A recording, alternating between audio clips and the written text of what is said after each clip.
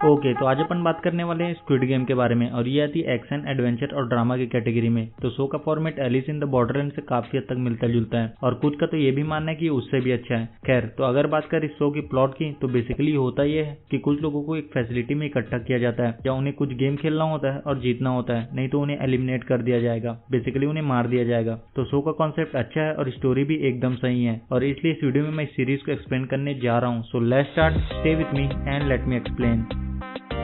तो स्टार्टिंग में सॉन्ग यून को दिखाया जाता है जिसकी बेटी जायून का बर्थडे होता है, इसलिए उसकी मॉम उसे पैसे देती है ताकि सॉन्ग यून अपनी बेटी को डिनर के लिए ले जा सके। पर सॉन्ग यून को और पैसे की जरूरत होती है, तो वो अपनी माँ के एटीएम चोरी कर लेता है और पैसे निकाल लेता है और पैसे को वो हॉर्स राइडिंग में लगा देता है और 4 मिलियन वॉन जीत जाता है। पर सॉन्ग यून ने लोगों से काफी सारे पैसे उधार लिए होते हैं, इसलिए कुछ लोग उसके पीछे पड़ जाते हैं और सॉन्ग यून को पकड़ लेते हैं और उसकी अच्छी खासी धुनाई कर देते हैं। पर जब सॉन्ग यून उनके पैसे देने के लिए अपना जेब चेक करता है तो उसके पास पैसे नहीं होते, तो उसे याद आता है कि भागते हुए एक लड़के से टकरा गया था और उसी ने उसका जेब काट लिया। तो अब सॉन्ग यून के पास पैसे नहीं होते, तो वो लोग उसे 1 महीने का और टाइम देते हैं उनके पैसे वापस करने के लिए, जिसके बाद सॉन्ग यून किसी तरह कुछ पैसे जुगाड़ करता है और फिर अपनी बेटी को डिनर के लिए ले जाता है। इसके बाद सॉन्ग यून स्टेशन पहुंचता है, पर उसका ट्रेन मिस हो जाता है और सॉन्ग यून वहां बैठकर ट्रेन का वेट कर रहा होता है। तभी एक बंदा आता है और वो सॉन्ग यून को बोलता है कि वो उसके साथ एक गेम खेलना चाहता है, जिस गेम का नाम होता है दागची, और अगर वो जीता तो वो उसे 1 लाख वॉन देगा और सॉन्ग यून खेलने के लिए तैयार हो जाता है। और सॉन्ग यून काफी हारने और मार खाने के बाद फाइनली वो जीत जाता है और उसे उसके 1 लाख वॉन मिल जाते हैं। फिर वो बंदा सॉन्ग यून को काट देता है और बोलता है कि अगर वो और पैसे जीतना चाहता है तो वो उसे कांटेक्ट करे। जिसके बाद सॉन्ग यून अपने घर पहुंचता है, जहां उसकी मॉम उसे बताती है कि जायून अगले साल अपने स्टेप डैड के साथ यूएस शिफ्ट हो रही है। तो सॉन्ग यून नहीं चाहता था कि उसकी बेटी उससे दूर जाए, पर उससे काफी सारे पैसों की जरूरत होती है अपनी बेटी की कस्टडी वापस पाने के लिए। तो सॉन्ग यून उस नंबर पर कॉल करता है, जिसके बाद सॉन्ग यून को एक वैन में लाया जाता है जहां उसके साथ और भी लोग होते हैं और उन सबको बेहोश कर दिया जाता है। तो उन सबको एक फैसिलिटी में लाया जाता है जहां टोटल 456 प्लेयर होते हैं और इस फैसिलिटी का जो होस्ट होता है वो होता है फ्रंटमैन, जो इन सब पर नजर रखे हुए होता है। और इन सब में एक चीज कॉमन होती है कि सारे लोग कर्ज में डूबे हुए होते हैं। खैर, तो सॉन्ग यून प्लेयर नंबर 1 से मिलता है, जो एक बुढ़ा होता है और उसका नाम होता है ओइल नम। तो उसके ब्रेन में ट्यूमर होता है, इसलिए वो यहाँ आया था क्योंकि उसके लाइफ तो वैसे भी खत्म होने वाली थी। तभी वहाँ सैबी और जैंग के बीच लड़ाई शुरू हो जाती है, क्योंकि सैबी ने उससे पैसे उधार लिए होते हैं और सैबी वही लड़की होती है जिसने सॉन्ग यून के पैसे चोरी किए थे। तो सॉन्ग यून उसे पहचान जाता है और उससे अपने पैसे मांगने लगता है। तभी वहाँ गार्ड्स आ जाते हैं। तो गार्ड्स बताते हैं कि उन्हें यहाँ 6 दिन रुक कर 6 अलग अलग गेम में हिस्सा लेना होगा और जीतने वालों को यहाँ ढेर सारे पैसे मिलेंगे। जिसके बाद उन सबको एक कंसेंट फॉर्म साइन कराया जाता है, जिसमें 3 रूल होते हैं। पहला कि कोई भी प्लेयर अपनी मर्जी से खेल नहीं छोड़ सकता। दूसरा कि जो प्लेयर खेलने से मना करेगा उसे एलिमिनेट कर दिया जाएगा। और तीसरा कि अगर मेजोरिटी गेम नहीं खेलना चाहती तो वो लोग गेम को बीच में ही छोड़ सकते हैं। जिसके बाद उन्हें गेम के लिए ले जाया जाता है, जहाँ सॉन्ग यून सांगू से मिलता है, जो उसके बचपन का फ्रेंड होता है। तो सॉन्ग यून सांगू को देखकर काफी सरप्राइज होता है, क्योंकि उसके मॉम ने बताया था कि वो किसी बिजनेस के ट्रिप के लिए बाहर गया हुआ है। खैर, तो सबसे पहला गेम होता है रेड लाइट और ग्रीन लाइट। तो रूल काफी सिंपल होता है कि डॉल जैसे ही गाना गाना स्टार्ट करेगी उन सबको आगे बढ़ना है और जैसे ही बंद करेगी तो वो लोगों को रुक जाना है और अगर कोई हिलता है तो उसे एलिमिनेट कर दिया जाएगा। पहले तो इन्हें ये सब किसी जोक की तरह लग रहा होता है, पर एक बंदा हिल जाता है और उसे गोली मार दिया जाता है और अभी इन्हें रियलाइज हो जाता है कि सबकी लग चुकी है। तो सब डर के इधर उधर भागने लगते हैं और सबको गोली मार दिया जाता है। तो अब इनके पास एक ही रास्ता होता है कि किसी तरह इस गेम को कंप्लीट किया जाए। तो वो लोग जैसे तैसे करके इस गेम को कंप्लीट करते हैं और जो लोग मर चुके होते हैं उनकी बॉडी को ले जाकर ठिकाने लगाया जाता है। खैर, तो अब 456 प्लेयर में से केवल 255 प्लेयर ही बचे हुए होते हैं, पर अब कोई भी गेम खेलने को तैयार नहीं होता। और रूल नंबर 3 कहता है कि अगर मेजोरिटी चाहे तो इस गेम को यही खत्म किया जा सकता है। तो लीडर वोटिंग कराने के लिए तैयार हो जाता है, पर उससे पहले उन लोगों को प्राइज मनी दिखाया जाता है। तो हर एक प्लेयर पर 100 मिलियन वॉन का बैट लगा हुआ होता है और अगर वो लोग गेम छोड़ देते हैं तो सारे पैसे मरने वालों की फैमिली को दे दिए जाएंगे। और इस टोटल गेम की प्राइज मनी 45 बिलियन वॉन है। जिसके बाद वोटिंग कराया जाता है और मेजोरिटी के लोग गेम छोड़ना चाहते थे तो गेम को यहीं रोक दिया जाता है, पर अगर फ्यूचर में मेजोरिटी गेम को दोबारा स्टार्ट करना चाहे तो वो लोग ये गेम दोबारा स्टार्ट कर सकते हैं। जिसके बाद सभी को उनके घर छोड़ दिया जाता है और फिर अगले दिन सॉन्ग यून पुलिस को जाकर सब बताता है। पर ऑब्वियस सी बात है कि उन्हें सॉन्ग यून की बात पर यकीन नहीं होता और वो लोग उसे पागल समझते हैं। तो सॉन्ग यून उन्हें कार्ड दिखाता है, पर उसमें जो नंबर होता है वो रॉन्ग नंबर होता है। जिसके बाद सॉन्ग यून अपने घर जाता है, पर उसकी मॉम घर पर नहीं होती। वहीं सैंगू अपनी मॉम को छिप कर देख रहा होता है। तभी वहाँ सॉन्ग यून आ जाता है। सैंगू बताता है कि उसके ऊपर 6 बिलियन का कर्ज है, उसने क्लाइंट के पैसे चोरी कर स्टॉक मार्केट में लगा दिया था और वो सारे पैसे डूब गए। तभी सॉन्ग यून को हॉस्पिटल से कॉल आता है।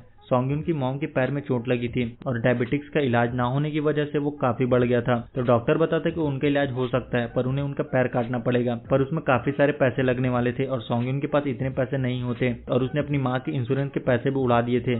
तो सॉन्गयुन पैसे मांगने अपनी वाइफ के पास जाते हैं पर वो मना कर देती है और वो अपने हस्बैंड को बताती है कि सॉन्गयुन आया था पैसे मांगने। तो वो बंदा जाकर सॉन्गयुन को पैसे देता है और बोलता है कि उसकी फैमिली से दूर रहे, पर सॉन्गयुन उसे मारने लगता है। तभी उसकी बेटी वहां आ जाती है। दूसरी तरफ अली अपने बॉस के पास पैसे मांगने जाता है पर उसका बॉस मना कर देता है और उन दोनों के बीच हाथापाई हो जाती है और उसके बॉस का हाथ मशीन में आ जाता है और अली वहां से पैसे लेकर भाग जाता है। जिसके बाद अली अपने घर पहुंचता है और अपनी बीवी को पहली फ्लाइट पकड़कर वहां से जाने के लिए बोलता है। वहीं सैब्यू एक एजेंट से मिलती है क्योंकि उसकी माँ को नॉर्थ कोरिया से साउथ कोरिया लाना होता है, पर उसे काफी सारे पैसों की जरूरत होती है और उसने पहले भी उसे पैसे दिए थे पर एक बंदा उसके पैसे लेकर भाग गया था और सैब्यू ने अपने भाई से प्रॉमिस किया था कि वो उसकी माँ को लेकर आएगी। जिसके बाद हमें ऑफिसर होंग को दिखाते हैं। होंग का भाई इनो कुछ वक्त से गायब होता है और वो अपना फोन भी नहीं उठा रहा होता है। तो होंग इनो के घर जाता है जहाँ उसे पता चलता है कि इनो काफी वक्त से अपने घर वापस नहीं आया। जब होंग घर की छानबीन करता है तो उसे एक कार्ड मिलता है और ऐसा सेम कार्ड होंग ने पुलिस स्टेशन में सॉन्गयुन के पास भी देखा था। तो होंग जाकर सॉन्गयुन से इस बारे में पूछताछ करता है पर सॉन्गयुन उसे कुछ नहीं बताता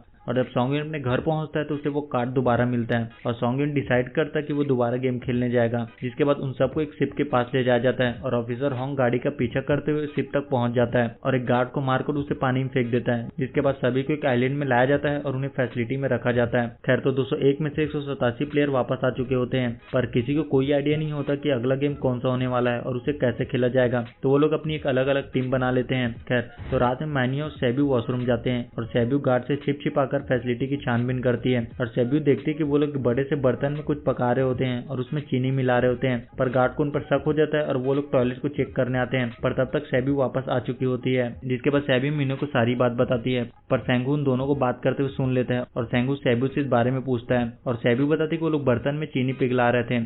जिसके बाद उन सबको प्लेग्राउंड में ले जाया जाता है जहाँ उनके सामने 4 शेप होते हैं और उन्हें उन 4 शेप में से कोई एक शेप चुनना होता है। तो सैंगू को आइडिया हो जाता है कि गेम क्या होने वाला है और उसे क्या करना है पर वो किसी को नहीं बताता। और जब सॉन्गयुन सैंगू को टीम बनाने के लिए बोलता है तो सॉन्गयुन सबको अलग अलग शेप चुनने के लिए बोलता है। जिसके बाद सबको एक एक डब्बा दिया जाता है जिसमें एक शेप बना हुआ होता है। तो गेम बेसिकली ये होता है कि उन्हें उन शेप को काटकर बाहर निकालना होता है और अगर शेप जरा से भी टूट जाए तो उन्हें एलिमिनेट कर दिया जाएगा। खैर तो सैंगू बड़ी आसानी से शेप को निकाल लेता है पर सॉन्गयुन की हालत खराब होने लगती है पर वो कुछ न कुछ जुगाड़ जमा कर इस टास्क को भी पूरा कर लेता है। जिसके बाद सभी को वापस रूम में लाया जाता है। तो अब 187 प्लेयर में से केवल 108 प्लेयर बचे हुए होते हैं। जिसके बाद सभी को डिनर के लिए जाया जाता है। तभी जैंग का एक बंदे से लड़ाई हो जाती है खाने को लेकर और जैंग उसकी पिटाई कर देता है और उसकी मौत हो जाती है और वो बंदा भी एलिमिनेट हो जाता है। दूसरी तरफ एक डॉक्टर जो उन प्लेयर में से एक होता है वो कुछ गार्ड के साथ मिलकर मरे हुए लोगों का ऑर्गन निकालकर चाइनीज को बेचने का काम करता है। इसलिए जब भी बॉडी को ठिकाने लगाया जाता है तो वो लोग चिपके तो उस बॉडी को गायब कर लेते हैं पर ये सारा काम ये लोग फ्रंटमैन से छिपकर कर रहे होते हैं। इसलिए उन्होंने कंट्रोल रूम में भी अपना एक बंदा बैठा रखा था जो कैमरे से फुटेज डिलीट कर देता था और गार्ड से डॉक्टर को गेम के बारे में पहले से ही बता देते थे ताकि वो सर्वाइव कर सके। खैर तो गार्ड डॉक्टर को बताते कि आज रात उन्होंने जानबूझकर कम खाना दिया है ताकि लोगों के बीच झगड़ा हो और सारे वीक प्लेयर को निकाल दिया जाए और गार्ड डॉक्टर को अगले गेम के बारे में बता देता है। तो 30 मिनट में लाइट ऑफ होने वाली होती है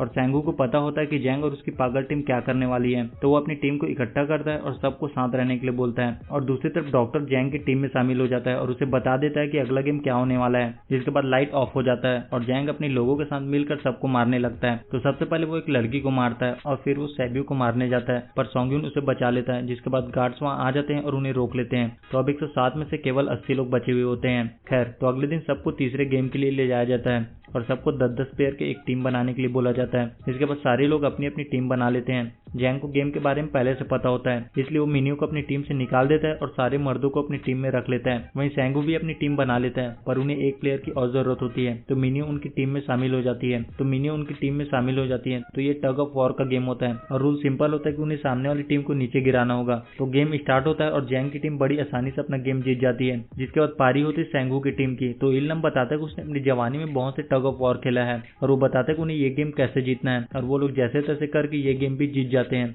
तो अब केवल 40 लोग बचे होते हैं। खैर तो 30 मिनट में लाइट ऑफ होने वाली होती है और सैंगू बोलता है कि उन्हें तैयार रहना होगा और वो लोग डिसाइड करते हैं कि वो पारी पारी से पहरा देंगे। वहीं जैंग की टीम में एक से एक कमीने होते हैं तो उसे डर होता है कि कहीं उसकी टीम उसे ही ना निपटा दे तो वो अपना प्लान कैंसिल कर देता है। दूसरी तरफ डॉक्टर और गार्ड्स मिलकर बॉडी के ऑर्गन को निकालते हैं और नंबर 28 और नंबर 29 यानी होंग को उन्हें चाइनीज को डिलीवर करने के लिए जाना होता है। तभी वो लोग एक बॉडी के बारे में बात करते हैं जिसकी एक ही किडनी थी और वो लोग उसे जॉम्बी बुलाते थे। तो होंग को लगता है कि वो लोग उसके भाई भाई के बारे में बात कर रहे हैं क्योंकि उसकी भी एक ही किडनी थी। और फिर होंग और नंबर 28 ऑर्गन को डिलीवर के लिए जाते हैं। रास्ते में होंग नोटिस करता है कि टनल में बॉम्ब लगा हुआ है, तो नंबर 28 बताता है कि जैसे वीआईपी यहाँ से बाहर निकल जाएंगे इस जगह को उड़ा दिया जाएगा। तो होंग नंबर 28 से वीआईपी के बारे में और पता करने की कोशिश करता है, पर नंबर 28 को होंग पर शक हो जाता है और नंबर 28 होंग को अपने चेहरा दिखाने के लिए बोलता है और होंग उसे अपना चेहरा दिखाता है और उस पर गन पॉइंट कर देता है। होंग उसे उस बंदे के बारे में पूछता है जिसकी एक किडनी थी, जिसे वो लोग ज़ॉम्बी बुलाते थे। तो नंबर 28 बताते कि वो कोई लड़का नहीं बल्कि वो एक लड़की थी,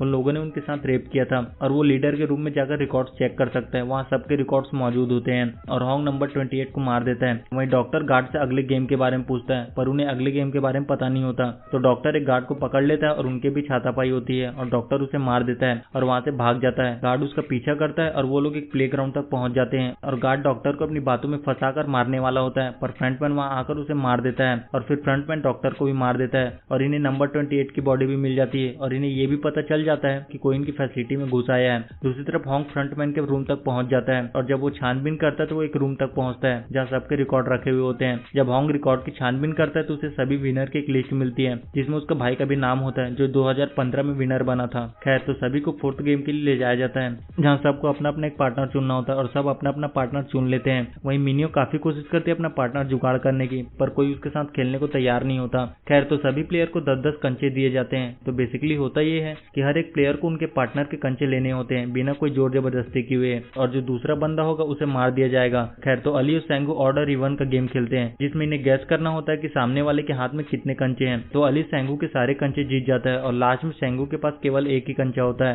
तो सेंगू को पता होता है कि अब वो नहीं जीत सकता, तो वो अली को अपनी बातों में फंसाकर ये यकीन दिला देता है कि अगर उनमें से कोई हार भी जाए तो भी बाकी टीम के जो हारे हुए प्लेयर हैं उनके साथ उनका दोबारा मैच कराया जाएगा। और सेंगू धोखे से अली के कंचे चेंज कर देता है और अली को जाकर दूसरे प्लेयर को देखने के लिए बोलता है और फिर सेंगू गार्ड को कंचे दे देता है और वहां से बाहर चला जाता है। और जब अली कंचे चेक करता है तो उसमें पत्थर होते हैं। वहीं ट्यूमर के कारण बुड्ढे की हालत काफी खराब होती है और वो इधर उधर घूमने लगता है, पर सोंग्यून किसी तरह उसे खेलने के लिए मना लेता है। तो वो लोग ऑर्डर इवन खेलते हैं। तो उइल सोंग्यून से सारे कंचे जीत जाता है, पर लास्ट राउंड में वो भूल जाता है कि उसने क्या लिया था और सोंग्यून उसे फंसाकर उसके सारे कंचे ले लेता है। पर बुड्ढा एक नंबर का सतीर होता है, उसने एक कंचे छिपाकर रखा हुआ था और वो फिर से इधर उधर घूमने लगता है और सोंग्यून उसे रिक्वेस्ट करता है कि वो उसके साथ गेम खेले। तो उइल बोलता है कि उसने धोखे से सारे कंचे हासिल किए हैं, मतलब उसे सब याद होता है, बस वो एक्टिंग कर रहा था और उसे सोंग्यून पर तरस आ जाता है और वो उसे कंचे दे देता है। वहीं सेबी और युंग एक गेम खेलते हैं कि जो कंचे दीवार के ज्यादा करीब फेंकेगा वही जीतेगा। तो सबसे पहले सेबी फेंकती है, पर जब युंग की पारी आती है तो वो जानबूझकर कंचे गिरा देती है और सेबी ये देख लेती है और उसे वो दोबारा फेंकने के लिए बोलती है। युंग बोलते कि उसके पीछे कोई नहीं है, वो अकेली है, पर उसके पीछे उसका भाई है।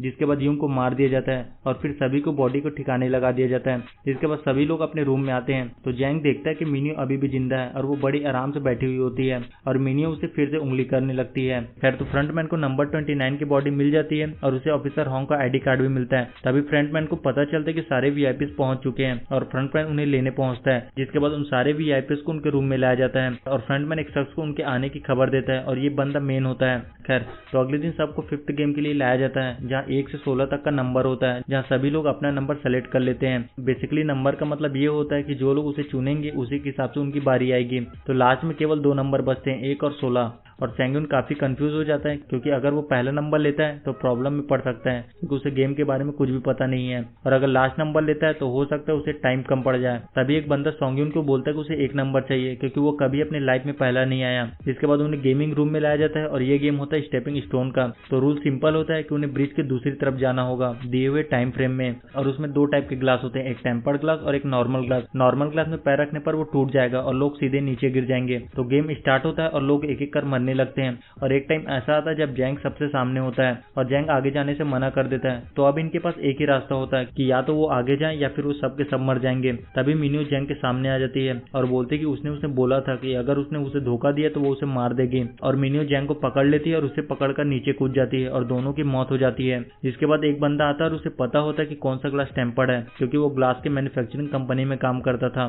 पर फ्रंटमैन को ये बात पता चल जाती है और वो लाइट को बंद कर देता है ताकि वो बंदा रिफ्लेक्शन का पता ना लगा सके। तो लास्ट में एक स्टेप बचता है और टाइम नहीं होता, तो सैंगू उस बंदे को धक्का दे देता है और सैंगू, सैब्यू और सॉन्गयुन ब्रिज को पार कर लेते हैं, पर ग्लास टूटने की वजह से सबको चोट लग जाती है। वहीं होंग ने एक सर्वेंट को बेहोश कर उसकी जगह ले लिया था और एक वीआईपी को होंग काफी पसंद आ जाता है और वो उसे उसका मास्क निकालने के लिए बोलता है, पर होंग बोलता है कि वो अंदर जाकर मास्क निकालेगा और होंग वीआईपी को लेकर अंदर चला जाता है, जहाँ वीआईपी उसे खुश करने के लिए बोलता है और होंग उसे बेहोश कर देता है। और ये बात फ्रंटमैन को पता चल जाती है, जिसके बाद फ्रंटमैन उसके पीछे जाता है और होंग को देख लेता है। इसके बाद होंग एक एक्सीडेंट में पहुंच जाता है और फ्रंटमैन उसका पीछा करते हुए वहां आ जाता है। होंग अपने सीनियर को कॉल करता है पर फोन कट हो जाता है। इसके बाद होंग उन्हें सारे सबूत भेजता है पर नेटवर्क नहीं होता और फिर फ्रंटमैन उसे पकड़ लेता है। फ्रंटमैन होंग को उसके साथ चलने के लिए बोलता है क्योंकि एक लौता रास्ता होता है उसके जिंदा रहने का, पर होंग उस पर फायरिंग कर देता है और फ्रंटमैन अपना मास्क उतारता है और वो कोई और नहीं बल्कि होंग का भाई इन्हो होता है और इन्हो होंग को गोली मार देता है और वो पानी में गिर जाता है। दूसरी तरफ ग्लास टूटने की वजह से सेबू को काफी चोट लगी थी और उसका काफी खून भी बह रहा होता है, जिसके बाद तीनों को डिनर के लिए ले जाया जाता है और डिनर के बाद तीनों के सामने चाकू होता है,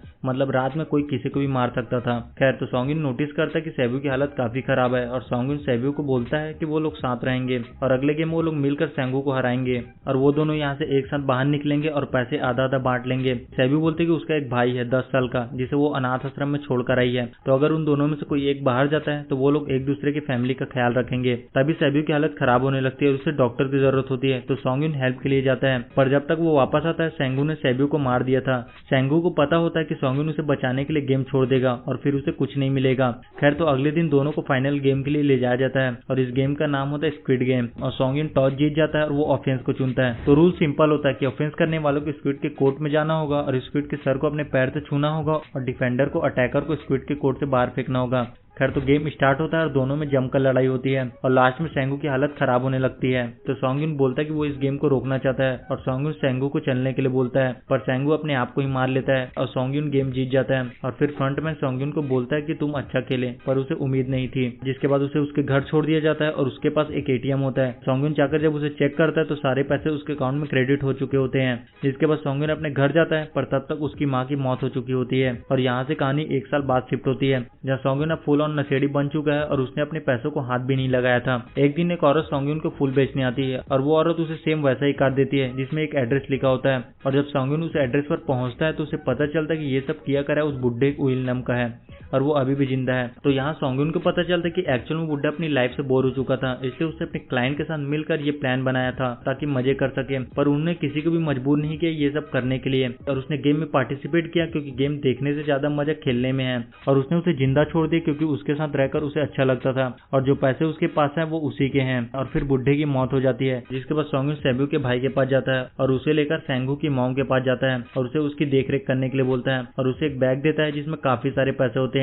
जिसके बाद सॉन्गिन स्टेशन पहुंचता है, तभी वो उस बंदे को दोबारा देखता है जो उसे स्टार्टिंग में मिला था और वो उसका पीछा करता है, पर वो भाग जाता है। फिर सॉन्गिन उस बंदे से कार्ड को छीन लेता है और कॉल करता है। सॉन्गिन बोलता है कि वो जानना चाहता है कि तुम लोग कौन हो और लोगों के साथ ऐसा क्यों कर रहे हो, और वो बोलता है कि वो उन्हें माफ नहीं कर सकता और सामने से जवाब आता है कि अगर उसे जिंदा रहना है तो प्लेन में चढ़ जाए और यहाँ से सीजन 1 खत्म हो जाता है। तो इसी के साथ इस वीडियो में इतना ही। वीडियो अच्छा लगे तो वीडियो को लाइक कर देना और चैनल को सब्सक्राइब कर देना। इसी के साथ इस वीडियो को यहीं रैप अप करते हैं। सी यू इन नेक्स्ट वीडियो, तब तक के लिए गुड बाय।